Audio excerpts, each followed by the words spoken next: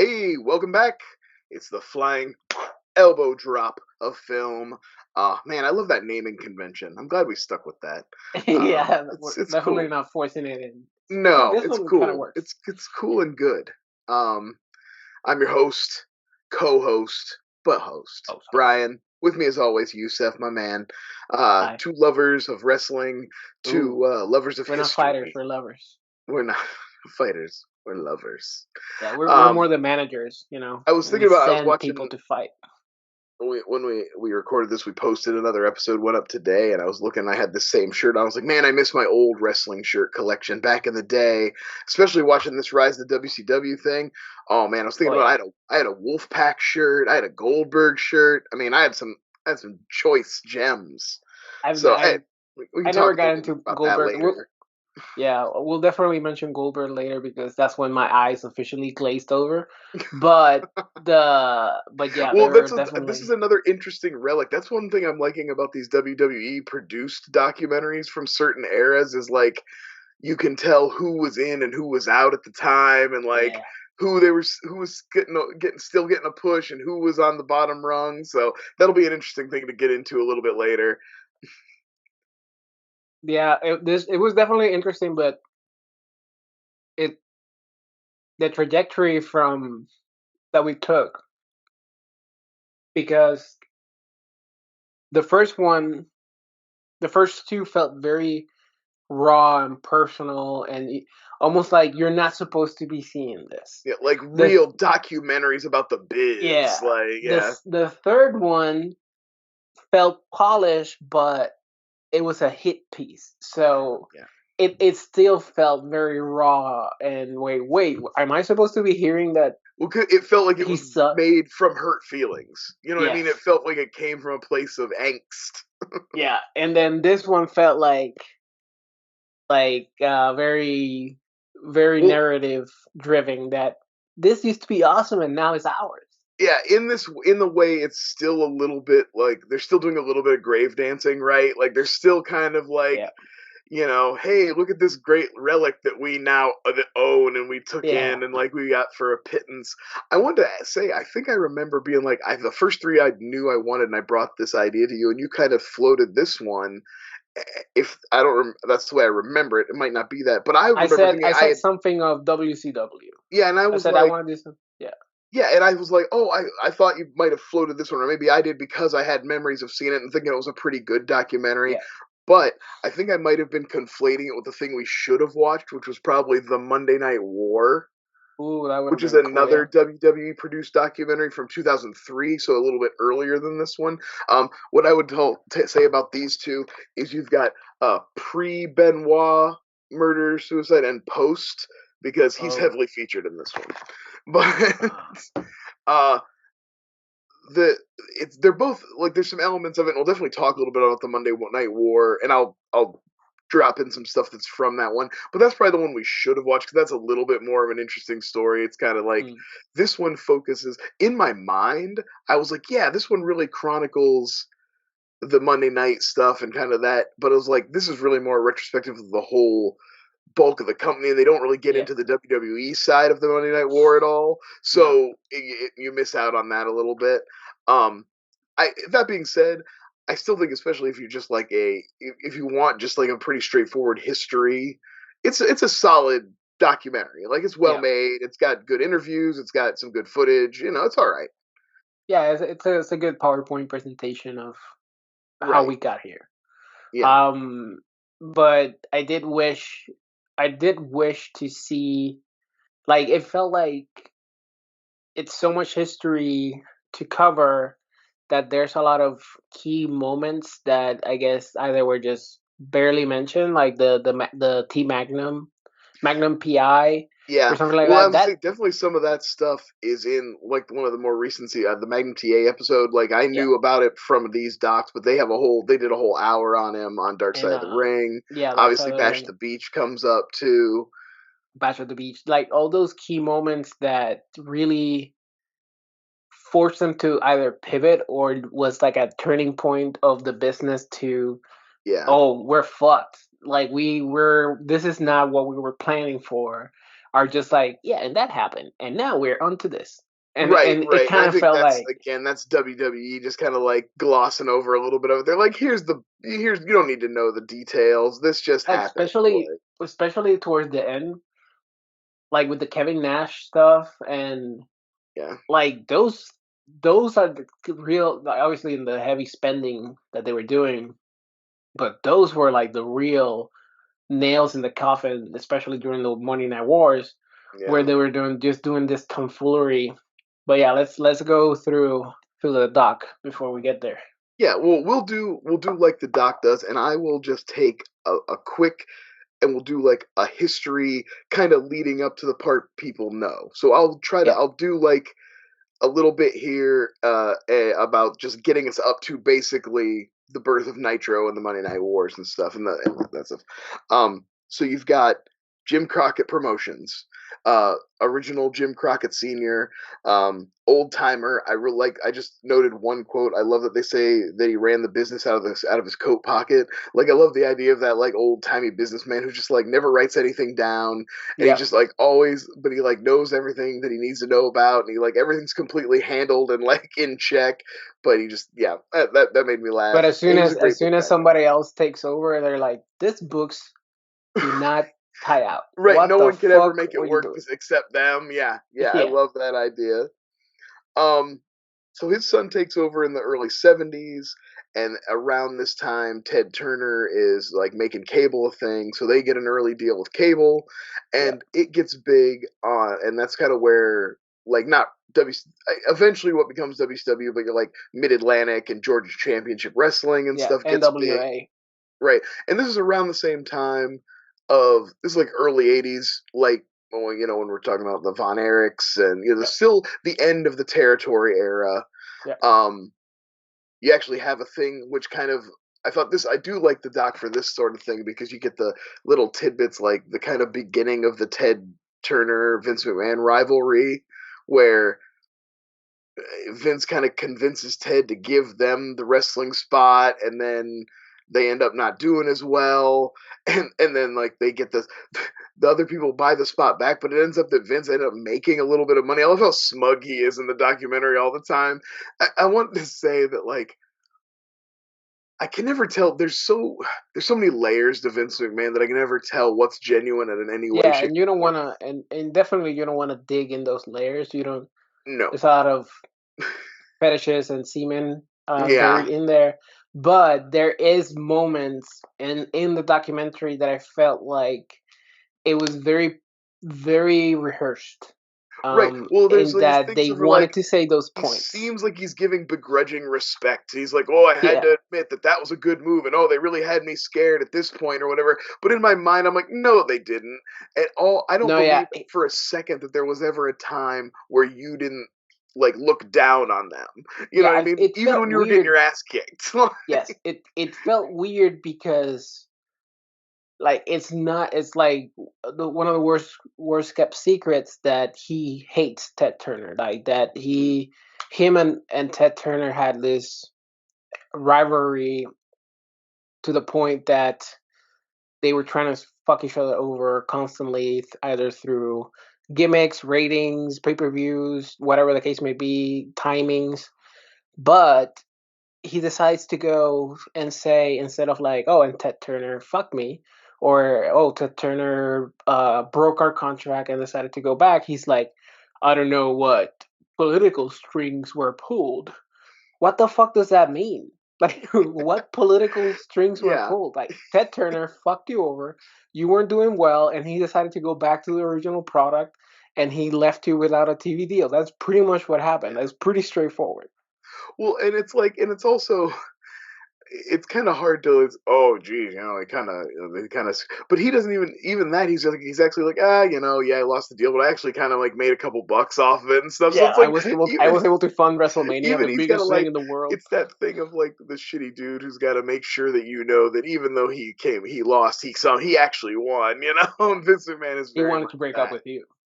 But yeah, so then they get into a little bit like they have a little bit of boom times, the Ric Flair era, Dusty Rhodes era. They're huge on cable.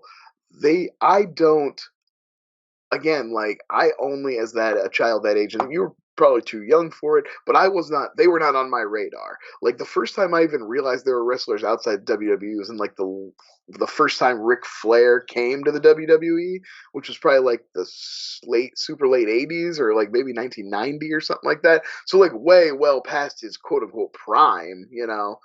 Yeah, the Um, only time I knew that there was another company or that like it felt like I don't know what's a good like Friends, like you're watching Friends, yeah, and then suddenly somebody told you actually there's another sitcom named Friends, and you're like, why are they two sitcoms named Friends and they're competing for time slots?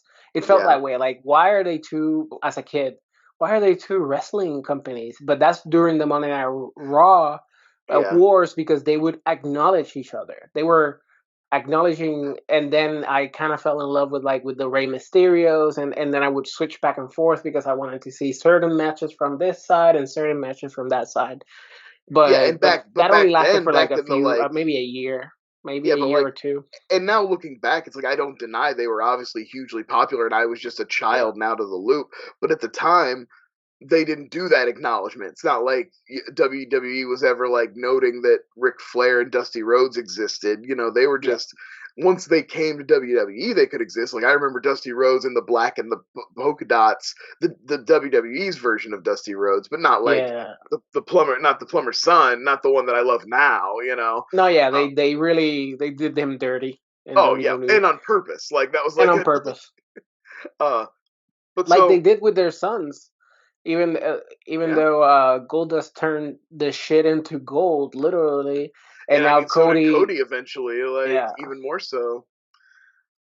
Um, so they kind of like they kind of burn out in that era. They kind of overspend and overextend themselves, that's kind of like and the nature of their entire business model. yeah. Somebody There was always an angel investor or somebody that swoops in at the Well, it's last like yeah, second this and time save it's them. Ted himself. He had always like loved wrestling. That's why he gave Yeah, him cable time. But this time he actually swoops in and like buys the company up. yep. But it's not. They can't get it going. It's like a mixture of rotating promoters, some good, some bad. Like everybody's like, oh, Dusty's a great promoter, but the corporate guys who wouldn't back him, they didn't trust a wrestler because they didn't respect wrestlers. And then so it goes on like that. And they like bring in a guy who tries to take everything back to the old school, Bill Watts, and that's like That dude boring made as me hell. laugh. That dude made me laugh so much because I on couldn't believe they one actually hand, had him on the dock. Like when yeah, they actually had him doing the talking head thing, I was like, oh damn, this dude doesn't give a fuck. I nope. guess. Because do you know what I loved about him? Because on one hand, I love a good villain that has a point. Because they kept saying they had contracts, guaranteed contracts. So a lot of the wrestlers either weren't showing up or were giving shitty matches or shitty outcomes, but still you had to get them paid. And he was like, "Well, fuck you. You're gonna land on concrete. You're gonna get fined if you don't show up on time. And it's my way or the highway." And Yeah. he to his credit, according to him at least, he cut the deficit from 8 million to 400,000. Yeah, I So mean nobody denied that either. You never saw anybody who was like, "That's not part's not true." So I'm sure he probably legitimately did that. So he was a good businessman. But the thing that I've always found funny as fuck is because I don't know. There's been a couple. I think it's the Dark Side of the Ring episodes, and now this documentary, in where that's the narrative. Like, oh, businessman don't understand what the wrestling guys. If you only gave the control to the wrestling guys, everything would be Yeah. fine.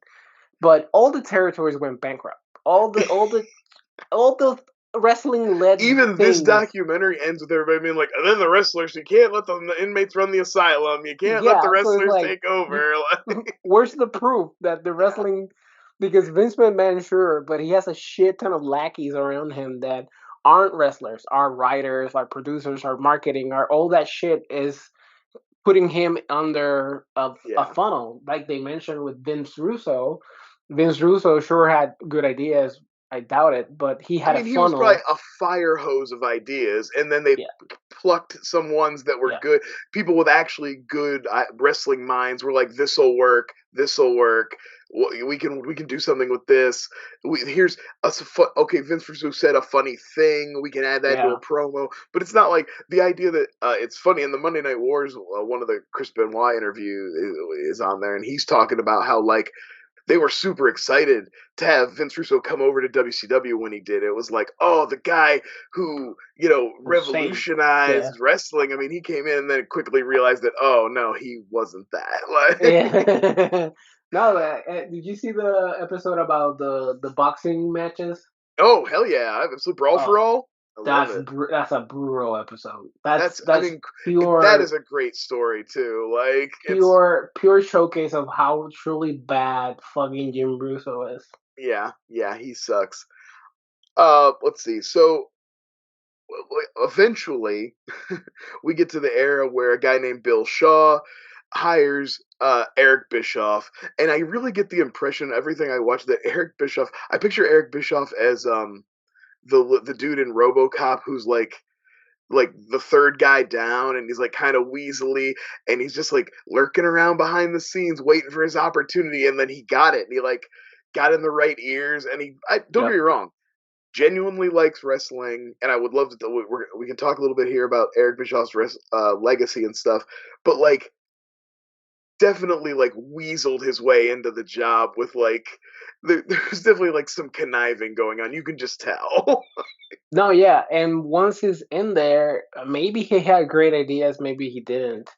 But for the most part, There's a guy in they this documentary who seems to take all the credit for credit, at least the first two or three all big the credit. moves that the WWE or the WCW makes. He took all the credit, and then they kept saying that Kevin Nash and Hulk Hogan are the ones coming up with the ideas for NWO. So that's not his, I guess, either. Yeah, So I do legitimately think that Eric Bischoff, the ideas that he came, like the whole thing about doing Nitro, I believe that Nitro was his show, was his idea.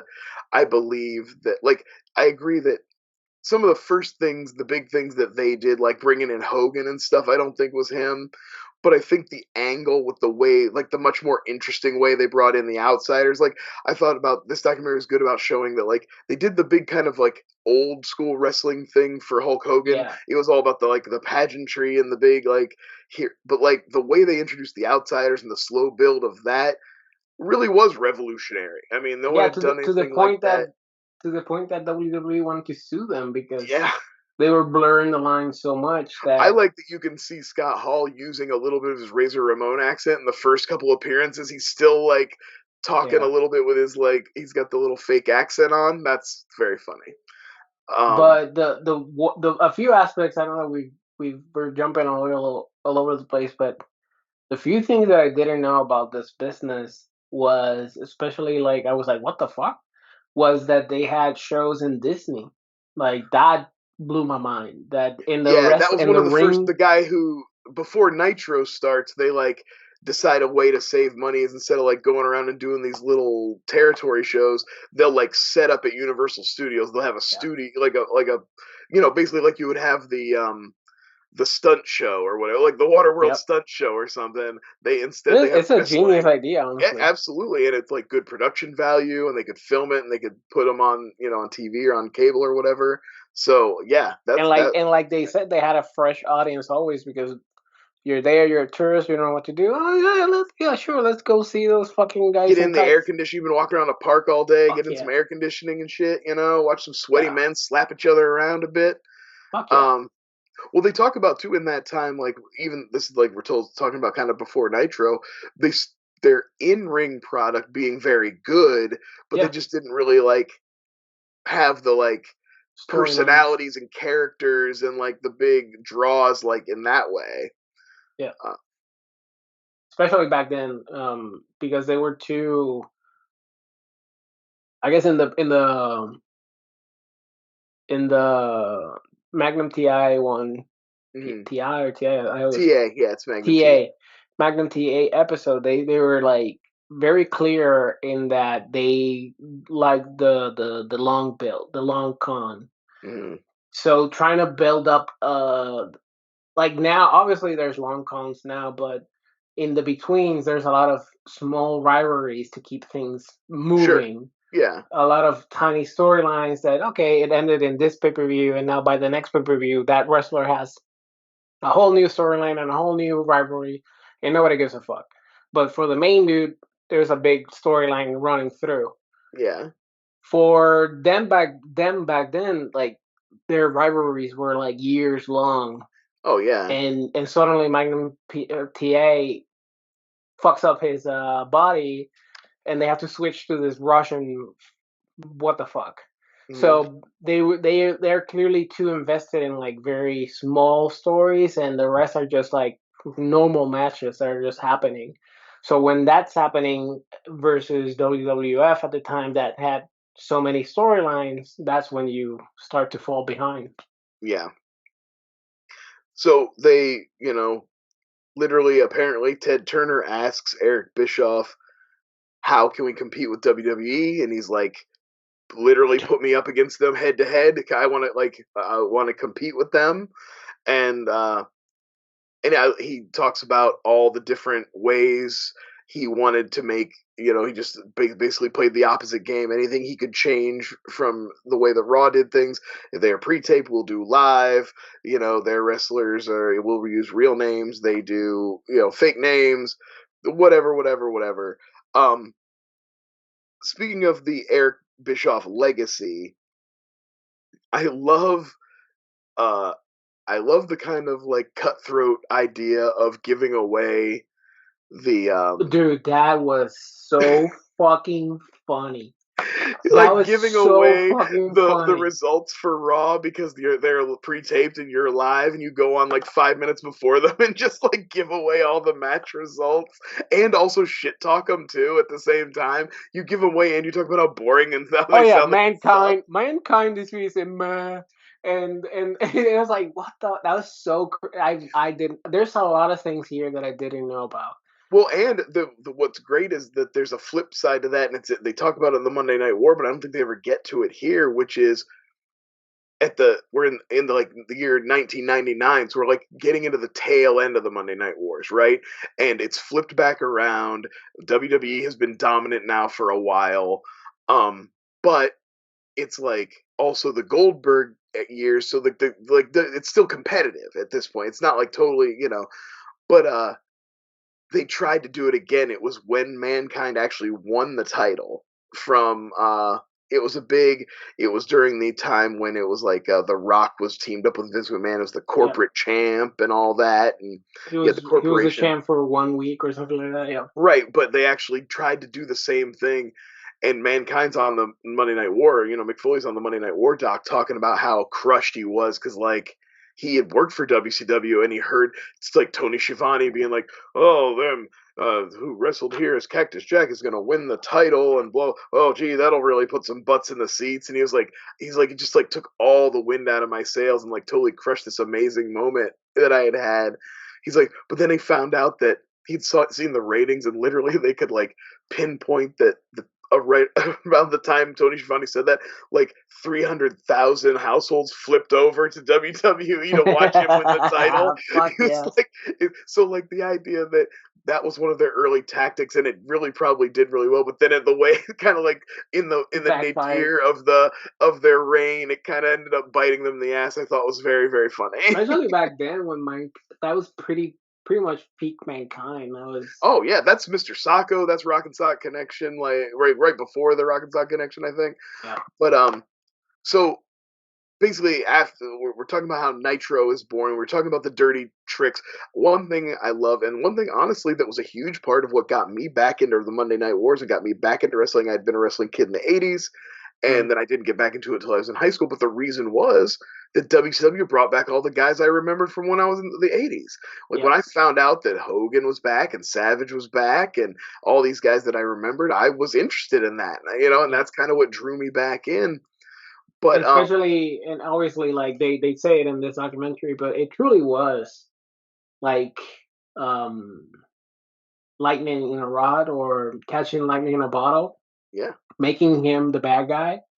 Oh, well, But even before that, they made some great moves before that. That's the thing I wish I kind of like again wish we did the Monday Night War because they really pinpoint the moments that are like that are pivotal, I think, that Yeah. they miss out. They show it's funny because you see a lot of clips of them, but they don't give the detail to them. Like Mm. uh Lex Luger showing up on the very Yeah, yeah, first yeah. Nitro, but literally his contract had ended the night before. He had wrestled on a pay-per-view Sunday night for the WWE and then showed up on Nitro the next night. That's an amazing move. Yeah, Having Alundra Blaze and the come woman's on, champ. yeah, the women's champion, and drop her thing in her title in the trash can and shit. That's great. That's really Yeah, good stuff. that's kind of like the Like, impetus for the uh Montreal Screwjob.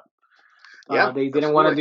They didn't want Bret Hart They didn't want Bret to Hart to do. basically be able to do the same thing to carry their Yeah. title to another company, which is wild to think that in a company of like predetermination and the way the business works, that like, but no, the belt still means something. The belt still like indicates And something. that's and maybe I should save it, but it's really fucked up that um we start with like they glaze over, but the world championship is a title shared by all the territories. At least the Yeah, territories the that are working NWA for us. title. Yeah.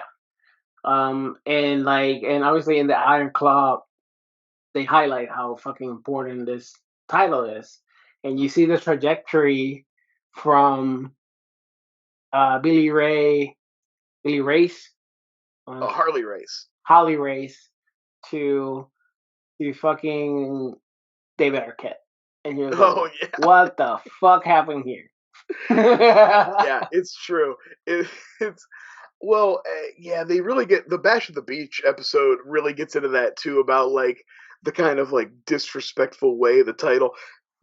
I don't want to gloss over all the stuff that went on again during the Monday Night Wars because I don't want to jump to the very end, but No. I mean, like, we can jump back and forth. well, There's yeah, no. there's plenty to go around, but they definitely like got too like caught up in like the The stories gimmick. and stuff and forgot to like have a linear like always make sure the title seems important. You know what I mean? Like you can have David Even Arquette win the title if it's still the title still feels important. Like there's been plenty of guys who didn't deserve the title who win it in shady ways. That's yeah. fine. Like that's not I a mean, big deal. it could have been like like a shady way, and then literally the right next Monday he loses it in 3 seconds, Yeah. and the moment passed and everybody was fine, but they went on to do like a shit ton of matches. I guess I didn't know this happened, but the one that really pissed me off, and it's when I know you're not a big fan of him, but Jim Cornette is very protective of this, and it's like you are selling somebody that is physically imposing and somebody that can beat anybody up. So you really have to protect that. And then they showed Jay Leno beating up Hulk Hogan, and Yeah, you the go like, celebrity shit is so where? funny. How am I gonna fucking believe Hulk Hogan can beat anybody else? It's fucking Jay Leno. Fuck Jay Leno, Conan, and Letterman for life, and is beating up Hulk Hogan. What the fuck? I didn't Well, know this happened. yeah, that's the whole trajectory of the like control of power and Hulk Hogan's whole role in all this is all kind of interesting. He does come in. He's one of the free signs the first. He's like the first big Yeah. signing for WCW, the first big contract. But the contracts that really interest me the most, and the ones that they have the big show on here complaining about, and he's on the 2003 documentary. He was really heated about all this. Is the Nash and Hall contracts where you find out that basically they got a bump anytime they had to pay somebody more to sign them. So that means like that exorbitant amount of money that we find out they paid Bret Hart when he came to WCW. Nash and Hall both got that, and probably Hulk Hogan too. And they're always talking about how they had complete creative control over their characters. How are you going to do that? How are you going to have all three of them? How are like that many people going to have, That's so so stupid. like it's funny you have No, this and great then not storyline going only on with the NWO taking over, but you really did give these guys so much backstage power that they legitimately are in control of your product. yeah, not only do they have like complete control, and that I wish I had that contract. Like Oh god. I I can't wish imagine how every rich time, Kevin Nash is right now. dude, every time every time a new doctor signs onto our practice, I was like, you have to, I have to get his money now. Yeah. That's stupid. How are you comparing yourself to Bret Hart or to whoever comes? Like, I get it. You're Kevin Nash and Scott Hall. You're legends in your own right, but that's just ridiculous. But not But only do honestly, you give I them, respect like the hustle. Like they struck while the iron was hot. They got an incredible deal. I can't blame them for that. That's not their fault no, that Eric I don't Bischoff blame, had I don't a blame the, blank check to give them no, whatever. yeah. That's great. And I'll never it's like blame for the a few hustler. years it worked. They had a great product for a few Yeah. years. I'll never blame the hustler. I'll always blame the one that got hustled. Like Oh, that's a matter of fact. But not only do you give them complete freedom over their characters, then you made Kevin Nash the booker. So yeah. that's just fucking wild. Yeah, that like And it's funny to hear him trash. This is what I was talking about earlier. They do it with Kevin Nash. They trash the shit out of him as a booker, but it's like it's very easy to point the finger at him when like he's the one who's not. It's like who's out of he's not favor the with the one in the WWE right now? documentary. Who wouldn't sign back on for their contract? Who wouldn't do? You know, I I'm not saying he did a great job because I didn't love everything, but I did love the Wolfpack. I thought the idea of an anti-hero group that was like as bad as NWO, but also like had a kind of like almost a code of their own. That I think that speaks to everybody. That's why we love anti-heroes in our media all the time. Like, and I think they just tapped into that. I think that was a great. I mean, that's what Steve Austin was. He was doing the Yeah. same thing. He was a bad guy. But They tried to market Steve as a bad guy, and they could not do it. Like, the thing is, like, it is funny. I guess we should backtrack a little bit, and then okay, they start to try to, obviously the Monday Night Wars are happening. NWO puts them over the top, and NWO then spikes Rey Mysterio into a trailer. That's one of my favorite clips of all. Kevin Nash lawn darting Rey Mysterio into the side of a trailer is so incredible. and then they start to put the seeds of, and then we have this prodigy, this animal, and my eyes are glazing over because I've never fucking bought into Goldberg at Listen, all. Like, I've Goldberg never liked him. sucks. Sucks And so I hard. was 100% a gigantic mark for Goldberg. So the, bad. that whole shtick, the unstoppable monster thing, worked on me 1,000%. Like I probably watched his first match. I watched his whole streak. I'm like I said, I was a fan of the bad guys. I liked the Kevin Nash NWO Yeah. Wolfpack. I like all that shit. But no, the Goldberg thing, it's embarrassing now when you look back at how obvious it was. And but I will cop to it. It worked But on it was me. so funny. It was so funny to watch this documentary after we watched the Ultimate Warrior one because they did the exact same shit, but this time around they mentioned it as a good thing. They said, and all his matches were like 45 to 2 minutes long. But when they were talking about the Ultimate Warrior, they were like, we had to get him the fuck off the ring in 2 minutes because then people would notice that he's fucking sucks.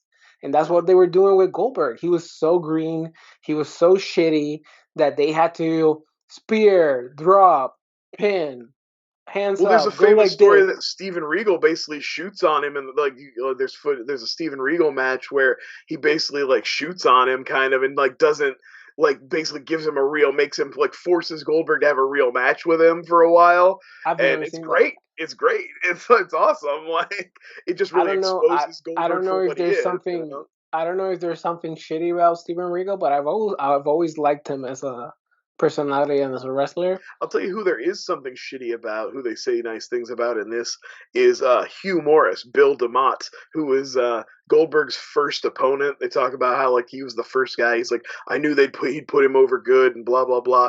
He was a trainer at the WWE Uh, facility you and don't is have to like a finish it. huge misogynist piece of shit and like is just Uh, abusive and a bunch of other stuff. So I hadn't thought about him in a while, and then that he popped up. It was like obviously before all that, and it's like, oh, he was a good hand and he really worked to help me out and blah blah blah. I was like, fuck that guy, fuck you too. yeah, and everybody and this adds to me. I guess I'm a hater I guess I hate him. I guess Oh, I because hate Goldberg. He no, sucks. because as soon as he popped up with his sunglasses on, it's like, And he's on his like bitch, motorcycle. He's like yeah. posed on his motorcycle, getting interviewed. Like, what's Who up? everybody else are normal, and he's like, just take your fucking sunglasses off, you dork. You fuck. He's trying so hard, and every single time, and it's just a cherry on the sundae of how bad he is for the business, like how fucking dumb he is. Every time they presented an angle in the documentary where everybody else is saying this was dumb as fuck, they cut to Goldberg, but it got people on the seats, Yeah, so I actually I liked liked it was it. good. Fucking dumbass. You fucking dumbass. It's just so every time they talked about Goldberg, I was like, oh fuck, this is the Ultimate Warrior, but nobody has the balls to talk about him But as they love it should. or love it or hate it, in the like as the NWO was kind of like starting to waver, Goldberg reboosted Yeah, WCW, and they kind of came back in a big way. And again, like whereas like Austin and DX had started to kind of turn the tide a little bit, they were able to like stay in it, and it got competitive yeah, again for a while. But then you got a couple things that really throw the botching the Goldberg streak was a huge one. yeah, Wasting the big Hogan match to get a pop in the ratings when you could have had the biggest pay per view of all time with it, probably, or at least yeah. of the year, was very dumb. They missed out on that. And then the whole botch with their Halloween Havoc pay per view where the main event got cut off. I remember That's I infamous. was watching that show too. And the thing That's about that is infamous. it's one of those things where that sort of stuff happens, but when you end up having to refund a bunch of money to the cable companies and the pay-per-views, that gets the attention of corporate guys who had been Yeah, like, "Oh, this is making money. Eric Bischoff's making money and they're ahead in the ratings." But now all of a sudden they're like paying a little closer attention and like focusing in on you and needling you and starting to nitpick at you and shit. And that's when they bring in Vince Russo, and that's when Bischoff kind of takes a back seat, and yeah. they start and they get desperate with like the new horsemen, and they're trying shit like that. That's another stuff they don't talk about, some of the moves WCW made, because again, you can't talk about doing the new four horsemen because Chris Benoit was one of the new four horsemen, and we don't talk about Chris Benoit anymore. We don't talk about this. But yeah, but it got to the point where like, uh, I mean, Ric Flair and Chris Jericho and somebody else were like, they even ran out of like patience in their interviews, that because obviously Yeah. they were like talking nice throughout it, and then towards the end they were like, but this is how I really feel about it. Like Oh well, they yeah, and they those guys have been pretty. Ric Flair at the by the end when they're like he talks about how he was like embarrassed to be on the he's last embarrassed. show and stuff. Yeah, That is rough. that was rough. But Jericho, I know that I for a long time has told that story for a long time about wanting to get out and like having all these good ideas, and he was getting his own heat his own way, and they just kept squashing Yeah. him and stuff like that. And I there mean, were it, some it is moves. it is it is sad in the sense that obviously now there is some sort of balance with AEW. Yeah, Even though, dude, I fucking try to watch the AEW show, and I got halfway through it, man, because it was just boss shitty. It was rough, yeah, like like rough. just like bad promos and stuff. Bad promos, like they are always trying to attempt like high flying or moves or like creative Like move, and really overcomplicated creative moves that yes, don't land and stuff. Yeah, they constantly botched them. Like it was rough. It was rough. yeah. I haven't really, again, like But I yeah, haven't really like watched a sorry, bunch. what I wanted to say is like obviously now there's a balance in the sense that there's competition, and there's still Ring of Honor, and there's a few other small indie Yeah, places well, that and where people are people, more aware of international yeah. promotions. That's something that happened in the like last 10, 20 But years. when WCW died, man, that was rough because Vince McMahon could do whatever the fuck he wanted, and and uh, and I saw the product like really decay after a Well, while. I think it's funny. Uh, I think it was immediately obvious, and everybody realized that we were in for a bad time. Was how badly they botched the invasion. They had a ready-made storyline of like WCW was your biggest They botched competition, it and now twice. you have and they bought and they messed it up because they didn't have certain people back, and then when they did get those people back, they still didn't manage to do a good job with it. It was just like, and that's when you knew it was. And yeah, you had like TNA for a while and Impact. You always had like a secondary Yeah. like down the And line.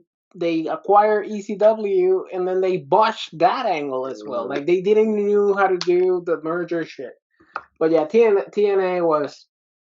I actually liked TNA for a while with Sting and Kurt Angle, yeah, roided out of his mind. Um, just double fisted roids and back pain pills. Like, Dude, and to your point, where who's getting the favorable light?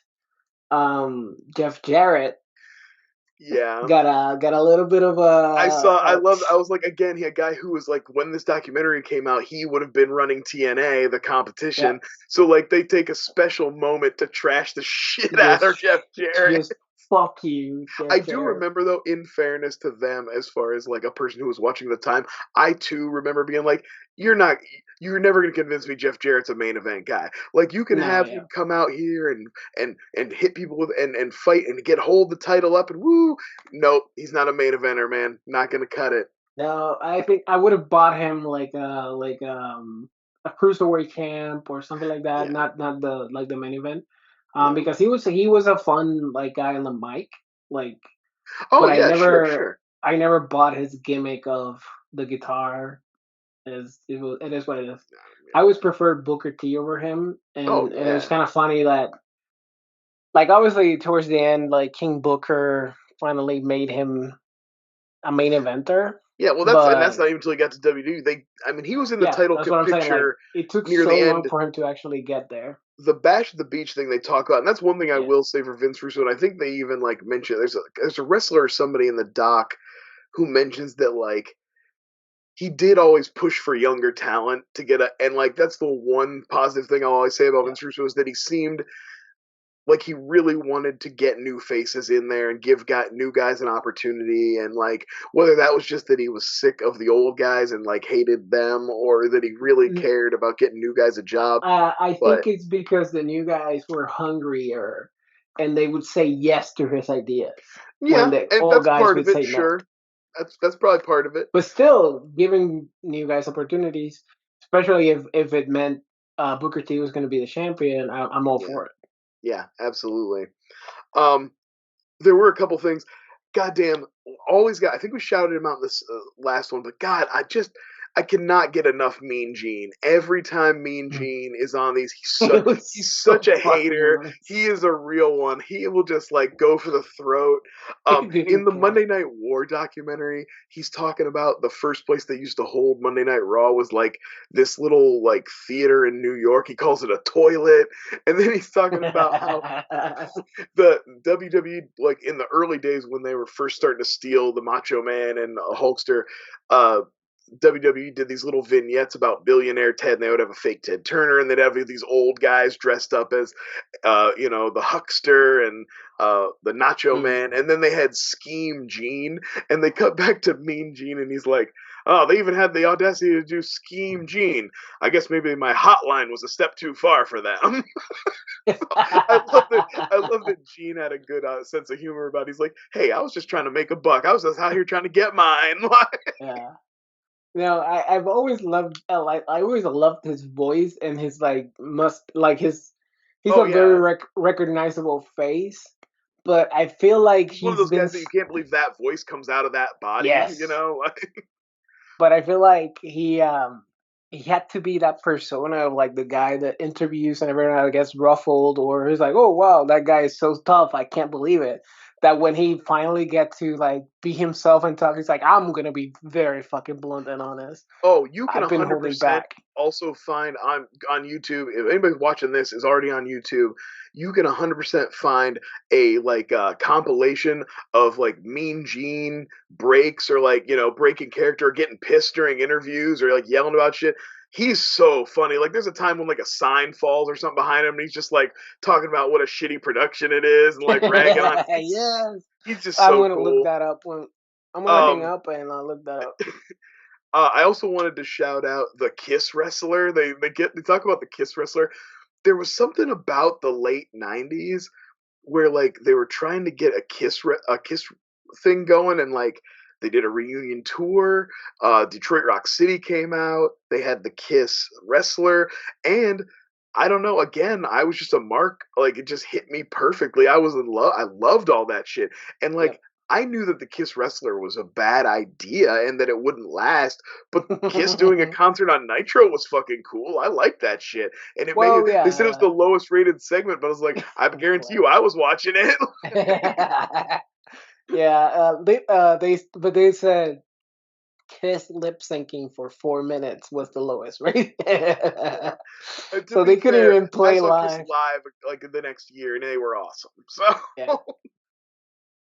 I don't know, um, man. Yeah, it's just like I feel bad for like certain wrestlers that that was like their peak, like like Diamond Dallas Page and and a few others that never translated to other organizations, and the legacy of that organization was that they flew too close to the sun, and especially that most modern wrestling fans don't know the history of how deeply tied it is to like what made wrestling, like the Dusty and everything that they did in the territories that led up to those TV deals. And now pretty much everybody thinks of is either those two golden moments, 2 golden years in Monday Night Raw, or how fucking gimmicky and horrible it became towards the end that it almost went bankrupt. And it truly is sad in a sense that what what could have been like a true pedestal, a true icon of Jim Crockett and all those people along Vince McMahon. Those should have been two giants that are still together yeah, they should have been competing. Coke and Pepsi, like still Yeah, competing, still exactly. making each other better. I will say that one of the great things, and I've actually heard Vince McMahon say that this is all when he bought WCW, that this was mostly what he cared about was the tape library and the Oh, canon and yeah. having all the footage. And the WWE has made really good use of that stuff. They've put out a lot of great documentaries. They've put out, about old wrestlers and about the history of the business and stuff. So even though they often paint themselves in a way that makes them seem a little, as the conquering heroes, Yeah. at least that footage did get the respect. It didn't get lost. They Yeah. were good stewards of the history of the business in their own way. Yeah. The one wrestler that I had completely forgotten about, and when he came up here, I was like, "Fuck! I love that wrestler." Was Steamboat? Oh yeah, yeah. Ricky Like, Dragon Steamboat, yeah, absolutely. Steamboat. And I they forgot had about. that I great. They were honestly showing forgot all about those it. matches with him and Ric Flair, and it was cool to see Ric Flair when his skin was tight, when it fit. He's not. He was always a little saggy by the Well, time I saw him.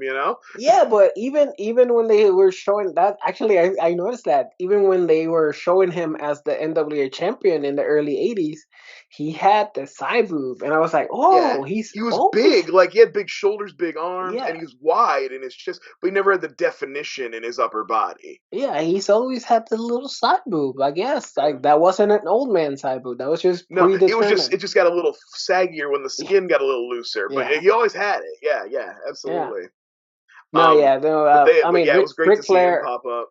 Yeah, Ric Flair and that obviously in Iron Claw, that's such a great movie when you know the backstory of Oh, everything, absolutely. when you know the documentaries and everything else, but knowing how the nine guys got it was almost like a mafia. Like you're a made man, you're gonna be Yeah. the world champion. You had to have a majority of the promoters had to Yeah, pick you, and it was like it was like getting the big promotion. Like they you kind of explain in the Iron Claw. It's like you still are like getting chosen for a job. You're still being promoted, Yeah. and it's just the way of their business. Um, Yeah. I But so yeah, this documentary was like, it was fine, it was good. yeah, But it's definitely informative. If you know, yeah, it was a nice, but it's like low key boring. But it's because it didn't have energy. Like it felt very sterile, yeah, it and probably that's could have used a little bit more in ring, like just kind of in between, like little yeah, snippets of stuff like that. It was maybe a little too much talking heads, yeah, you know. Um, but overall, like I said, it wasn't exactly the chronicle of the Monday Night War that I remembered it. I think I was, because there's literally footage that both documentaries share. I think I was mixing them in my mind. So, but I think it's a good, solid documentary. And like I said, I do like that the history of the territories and stuff is still around, and it's probably gotten more attention. Like I said, it's not a thing I was ever aware of, until years late, until basically until WCW came around. I was like, oh, there's been this whole other world of wrestling I didn't even know about, and all these yeah, big stars that were just as famous, just not to me. So yeah. it's cool for that too. No, yeah, and it birthed so many wrestlers that are still active. Like Sting is still, like, obviously Sting is from WWF, but the Sting that we know is still in AEW, kicking and screaming over there. Yeah, Chris Jericho's still kicking and screaming over there too, yeah, sadly. and voting for Trump. With a caved in chest. It was very weird to see him with his Oh, chest. he's I don't got know his what happened to just him. all like, Yeah, I don't know what happened to him. no, I don't know. That's scary. Um, Yeah. Well, yeah, this has been again. I really enjoy. I love talking wrestling with you, and we're gonna come back for one more special presentation coming up here soon. If you're watching this, you'll see us not too long. We'll be checking out some more current wrestling in the form Wrestle. of this year's WrestleMania. Guess we it's a 2 day event now. Yeah, they're 2 days now. Yeah, I didn't know it was such a big commitment when I said yes to that. I know, I know. It's okay. You'll be fine. I'll You be only fine. have to watch. You only really need to watch the little promo before the match that tells you what's been going on for the last year, Yeah. and then like the last 5 minutes of the match. You're good. In the midst, you can do whatever. Hopefully there's not too many bad botches. Um, and Hey, you never I know. am Watching a interested. pay per I view, you am. can see someone die. Yeah, maybe a Owen Hart moment. RP. Um, but um, but yeah, I am interested in seeing how they're gonna pull the Cody Rhodes Rock out of their ass, because they're clearly pivoting very hard right now. Yeah, yeah. Well, I wonder why. I wonder what it is that they're trying to distract people from. I wonder whatever could it be. Hmm, I I don't don't know know. about. No, I haven't heard any Me news neither. articles come out lately. No. No, just Google WWE and Yeah, scandal. Maybe Google something. Vince McMahon. I think he got stuck in. I think he got stuck in traffic or something. Traffic. Google Vince McMahon trafficking. Yeah, there's a lot of people trafficking lately. I don't know Yeah. why. Stop I mean, trafficking people. Stop it. yeah, yeah, please. but yeah, this has been fun. Very much so. Uh, Thank you for indulging me, Yusef, yet again. Um, I'll see you're you gonna put up guys. our socials Yeah, probably. I'll see Sprinkle you those guys in. in like 2 weeks, I think, if we planned it correctly, and Hope I'll see so. you in a month. Yeah, and never not before. Don't talk to me till then. No, No, keep it. just save it. If Right, it's we not recording, let it's it not worth build up. You think we have all this energy and charisma naturally? No, it takes time. charisma. Yeah, yeah. We're old school NWA. We need a long build up before we We go to change all the the time. territories. We have a match in each little town Yes, to get us ready for the big show. exactly. We've actually recorded live podcasts in every town in America Yeah. leading I've up to this. I've pinned him multiple times. He's pinned me multiple times, but nobody knows. And then we're getting ready for the Iron Man match, which will be this Yeah, WrestleMania show. yeah, 60-minute Iron Man match. Damn right. Damn right. All right, bye. Ooh, too sweet, baby. Too sweet.